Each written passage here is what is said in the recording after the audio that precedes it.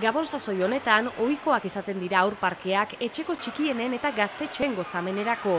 Hainbat kiroldegitako kantxak aur eta gaztetxoen paradisu bihurtu dira beste urte batez eta esaterako irudiotan eskoriatzakoa ikus daiteke.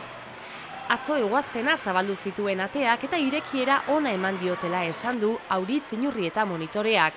Urtero bezala puzgarriak, ohe elastikoak edota bideojokoak jarri dituzte, baina berrikuntza batzuk ere gehitu dizkiote aurtengo parkeari adibidez eskulanen txokoan.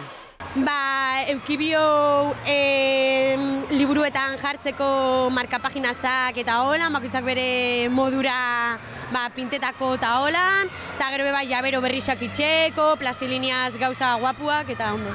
Neskamutikoak gustura dabiltza egun hauetan eurendako paradisu bihurtu den kantxan. Gabiz jolasten eta orain gabiltzitzen txori bat plastilinak. Ohe elastikoaketan saltoik guztaik isatzu ezueri? Bai.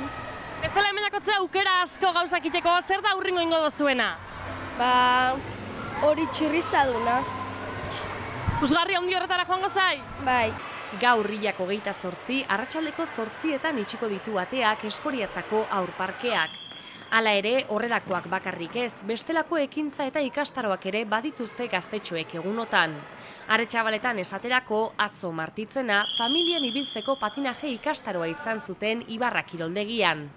Nik uste dut Gabonetan data hona jarteko lako ikastaron bat, unbiendako, ikusteko patinajea kirol politxa ala eta praktikatzeko kalienta ilikela, eta zait horregatik nik uste dut ondo datorrela. Guztira, 20 neskamutiko inguruk hartu zuten parte eta guraso batzuk ere animatu ziren seme-alabekin batera patinak jantzi eta ikastaroan murgiltzera. Batez gustura ibiltzeko, posik ibiltzen dira eta hori da politxena.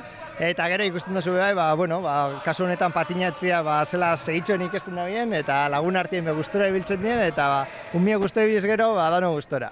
Gabonetako oporregun hauetan beraz, ikusten da bai, umeek eta gaztetxoek ez daukatela aspertzeko astirik.